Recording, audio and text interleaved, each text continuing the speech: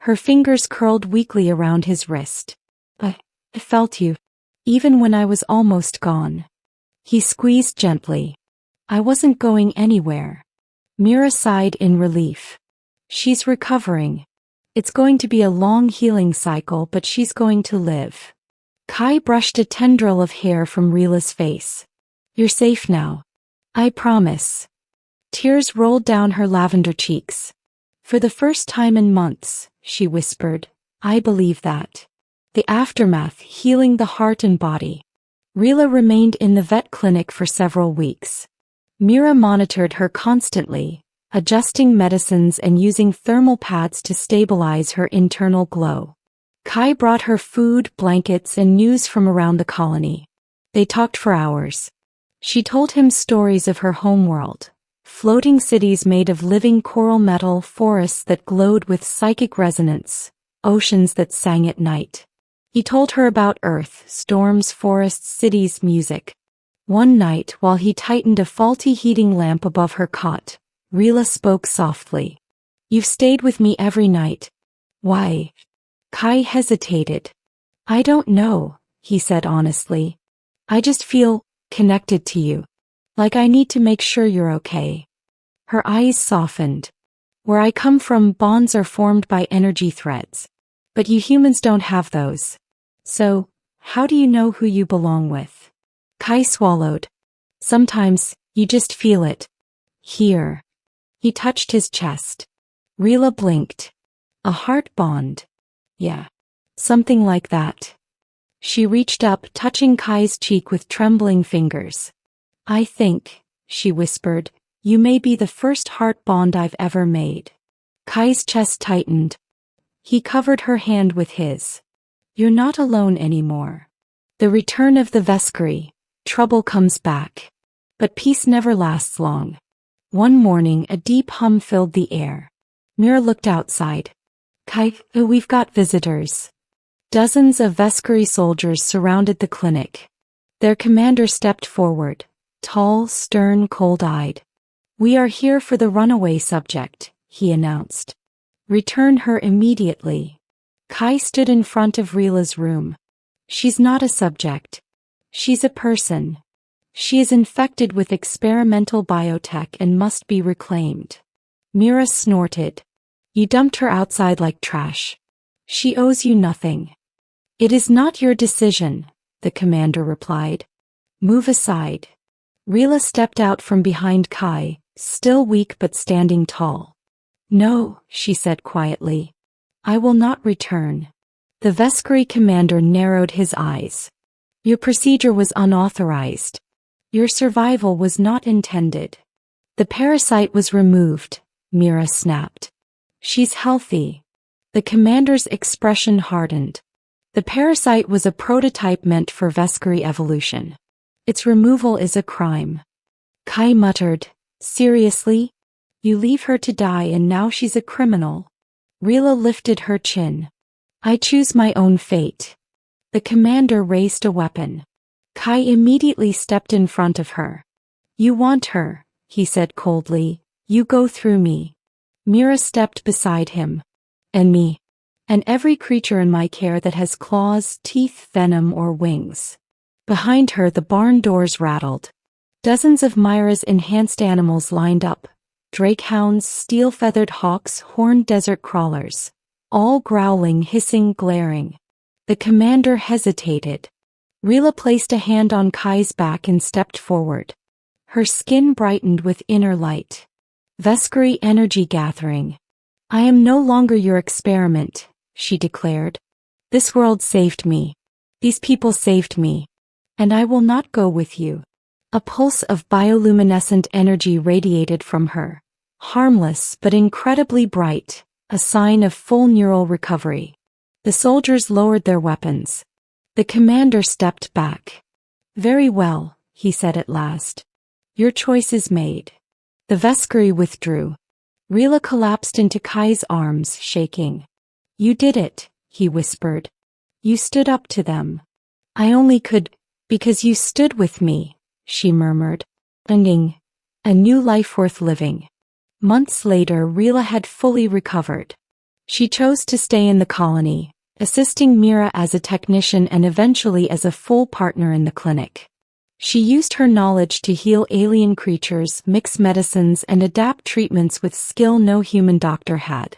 Kai visited daily, sometimes for help with work injuries, sometimes to help Rila use her strengthening limbs to climb hills, sometimes just to be with her.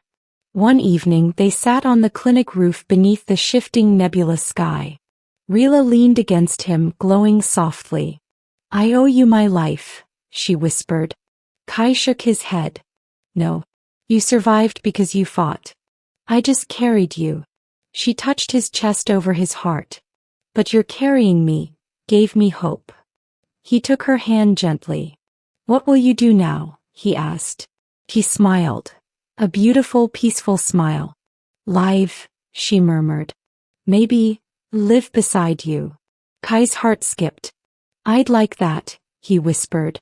She looked up at him, glowing brighter. "Then it's decided," she said softly. "Where you go, I go."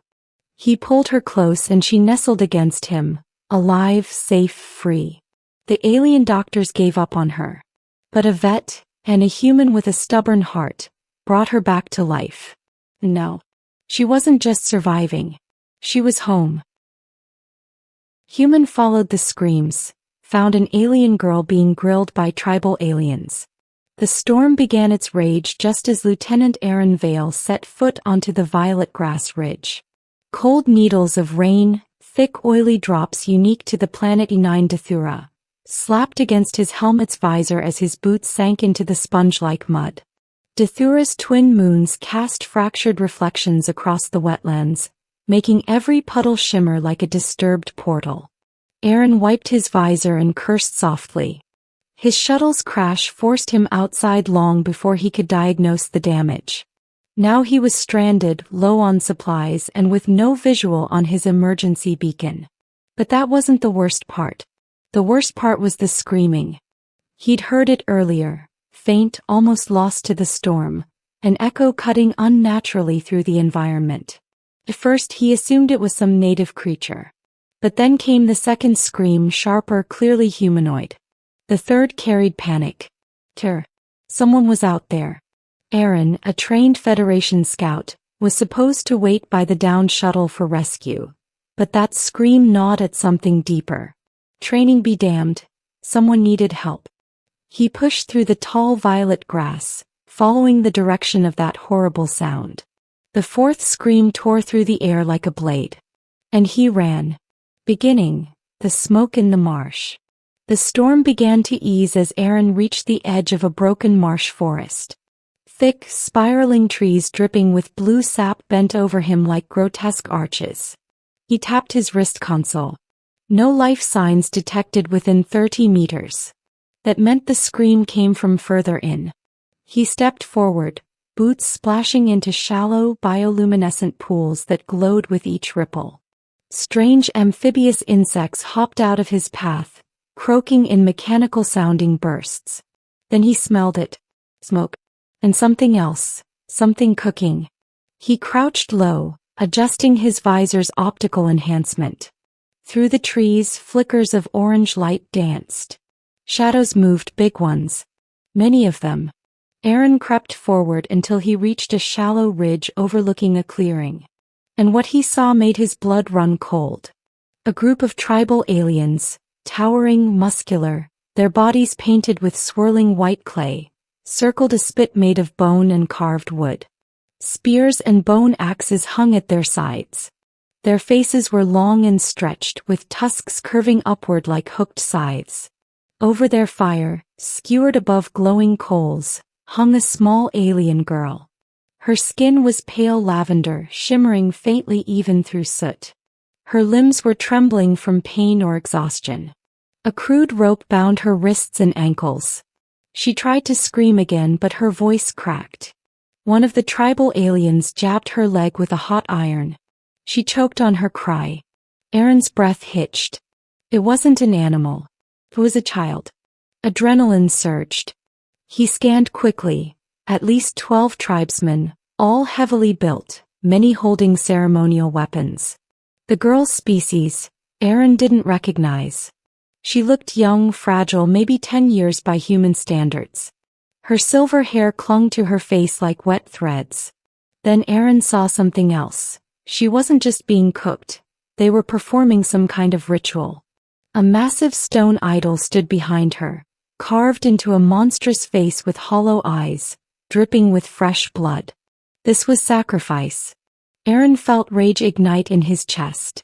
He didn't have a plan, but he had a pulse blaster, a combat knife, and a fierce hatred for cruelty. He whispered, "Hang on, kid. I'm getting you out." Middle, fire, blood, and a rescue that shouldn't have worked. Aaron activated his dampener boots, leaping from the ridge in near silent descent. He hit the ground behind a thick tree. One of the tribesmen turned. A stun shot dropped him instantly. The others snarled like feral beasts, grabbing weapons. Aaron sprang from cover, firing controlled bursts. Stun. Drop. Stun. Drop. But there were too many. A spear whizzed past his ear. Another slammed into his shoulder armor, staggering him. A massive tribesman charged, roaring, swinging a stone hammer. Aaron rolled aside. Crack. The hammer shattered the tree trunk behind him. The tribesman lunged again. Aaron fired point blank into his chest. The alien collapsed, twitching. Another grabbed Aaron from behind, snarling into his helmet. Aaron rammed his head backward, helmet first, into the alien's face. Bone crunched. The alien fell, howling. More were coming. Aaron realized the ritual had likely summoned dozens. He dashed to the spit, slicing the girl's restraints with his combat knife. She fell into his arms, whimpering. "It's okay," he whispered. "I've got you. You're safe now." Her eyes, large, reflective, almost crystalline, blinked weakly. "You, a human." He froze. She spoke common tongue. "Yes. And I'm getting you out of." An explosion of pain hit him as something struck his back. He stumbled, dropping to one knee. A chieftain-sized alien stood behind him, wielding a jagged bone staff. Jab the staff forward. Blue lightning arced out. Aaron screamed as electricity surged through his suit. He hit the ground, twitching, vision blurring. The girl weakly reached for him. "Oh, human, run." The chieftain raised the staff, aiming for her.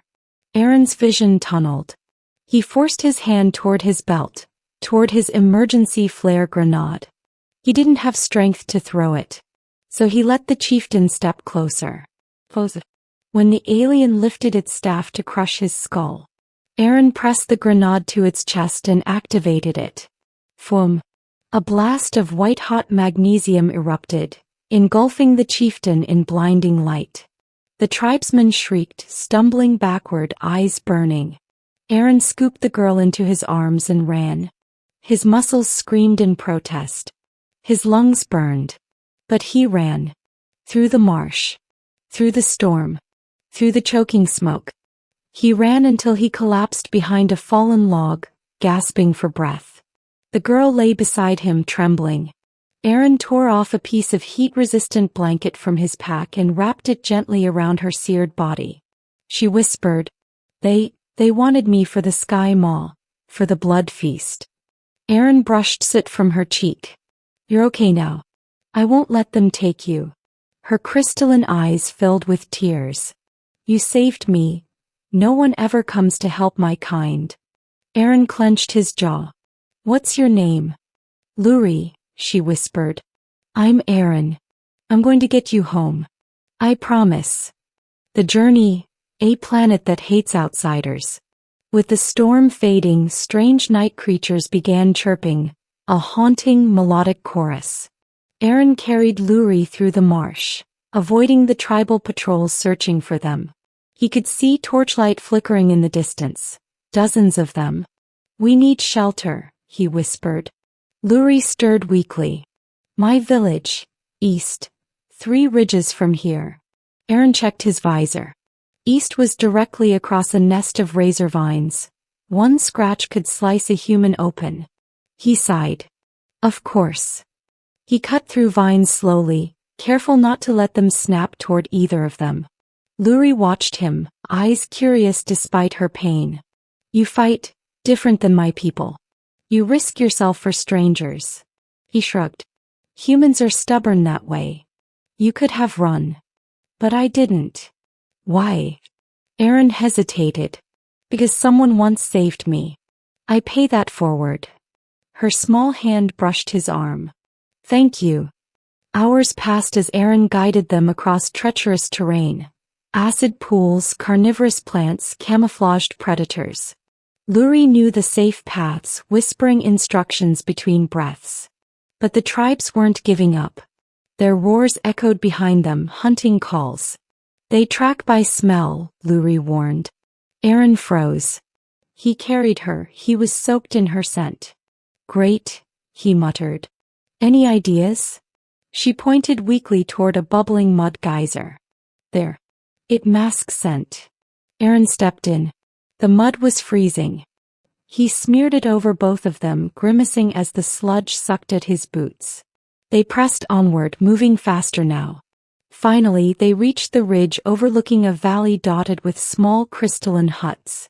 Luri cried out softly. Pie home. But the relief was short-lived.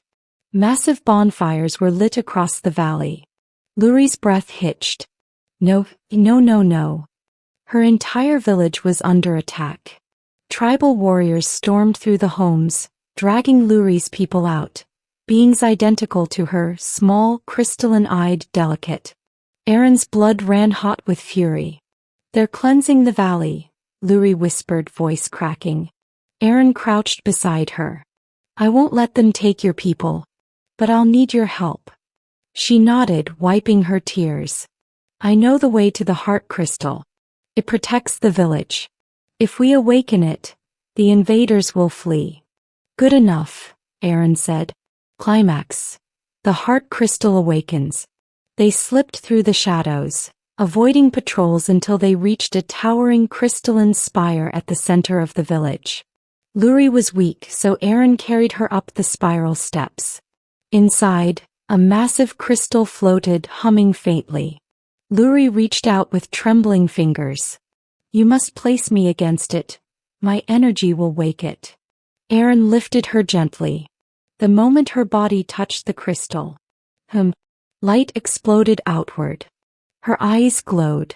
Her skin shimmered. The crystal pulses grew stronger, brighter, shaking the entire spire. Outside, tribal warriors fell to their knees, roaring in pain. The ground trembled. A shockwave burst from the crystal. Crystals shot up from the earth like spears, surrounding the valley perimeter. The tribal invaders fled instantly. Aaron shielded his eyes as the blinding light faded. Luri slumped into his arms, unconscious but breathing steadily. The heart crystal dimmed. Silence fell. Then villagers emerged from their hiding places, gasping at the sight of the human holding their savior. One elder stepped forward. Protected our child. You saved our home. Human, we owe you a life debt. Aaron shook his head. Just doing what's right. But inside he was exhausted. And grateful it was over. Ending, a promise between worlds. Luri recovered quickly. A few days later, she sat beside Aaron as he repaired his shuttle using village crystal technology. You're leaving, she whispered sadly. I have to report the tribal raids to the Federation, he said. Your people deserve protection. And you? She asked softly. Will you come back?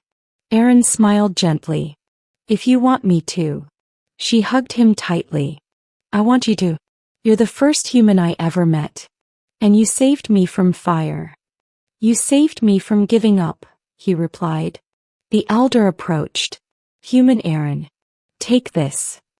He handed Aaron a shimmering shard from the heart crystal. A bond gift.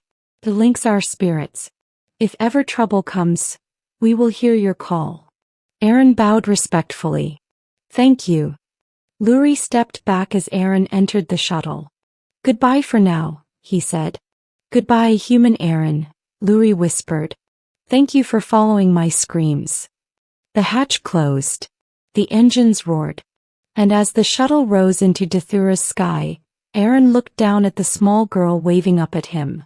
A child he had saved, a life that had saved him in return. He whispered to himself, "I'll be back, kid. Count on it." And he flew toward the stars.